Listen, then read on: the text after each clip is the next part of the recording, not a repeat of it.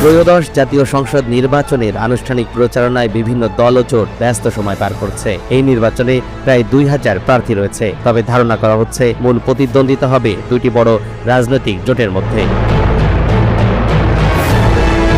একদিকে আছে বিএনপি, গণতন্ত্র মঞ্চ, গণ অধিকার পরিষদ, যার নেতৃত্ব দিচ্ছে বিএনপি এবং তারেক রহমান। বিপরীতে জামাত সহ 11 দলের জোট হয়েছে, সেখানে একক কোনো নেতৃত্ব নেই। এই জোটে রয়েছে বাংলাদেশ জামাত ইসলাম, বাংলাদেশ খেলাফত মজলিস, নিজামে ইসলাম পার্টি, বাংলাদেশ খেলাফত আন্দোলন, এনসিপি, এলডিপি, লেবার পার্টি সহ অন্যান্যরা। বাংলাদেশে সাধারণত রাজনৈতিক দল বা জোট নির্বাচনে একক শীর্ষ নেতাকে সামনে রেখে প্রচারণা চালায়, কিন্তু জামাতের নেতৃত্বাধীন জোটে এবার কোনো নেতাকে সামনে আনা হয়নি। প্রসঙ্গত প্রশ্ন ওঠে, 11 দলীয় জোট নির্বাচিত হলে তাদের প্রধানমন্ত্রী কে হবে? সেই প্রশ্নের উত্তর দিয়েছেন জোটের অন্যতম শরিক খেলাফত মজলিস নেতা আল্লামা মামুনুল হক।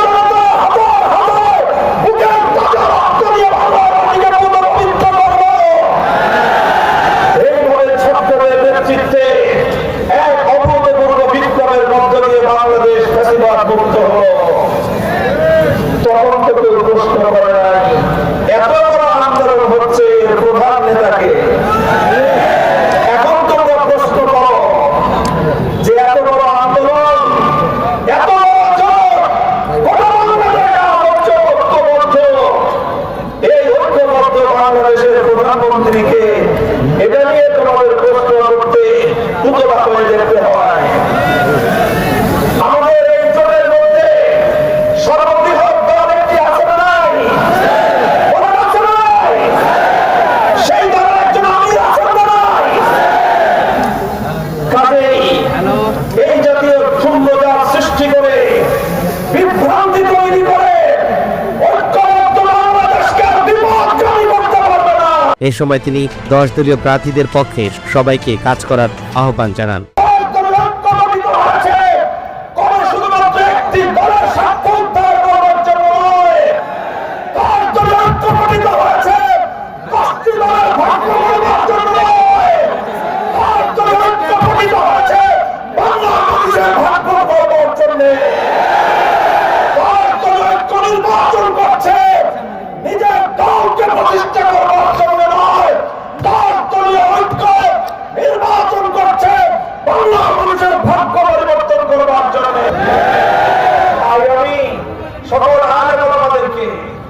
ইমাম সাহেবদেরকে, সকল ধর্মপ্রাণ মানুষকে, ধর্মবর্ণ নির্বিশেষে হিন্দু, বৌদ্ধ, খ্রিস্টান সকলকে আমি আমার বিরুদ্ধ আহ্বান জানাবো, আপনারা সকলেই ঐক্যবদ্ধ হয়ে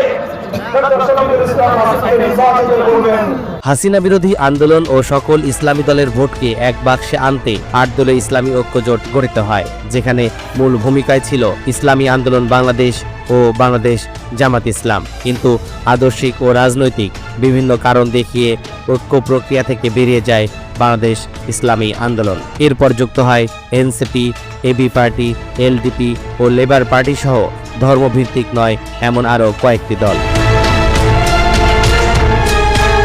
ইসলামী আন্দোলন বেরিয়ে যাওয়ার পর জোটে জামাতের গুরুত্ব এবং প্রভাব অনেকটাই বেড়েছে। দলটি এককভাবে 215টি আসনে প্রার্থী দিয়েছে। ফলে এটাই স্পষ্ট হয়েছে যে জোটের মূল শক্তি জামাত ইসলাম, যে কারণে ঘোষণা না হলেও এই জোটে জামাতের আমিরই এখন অঘোষিত।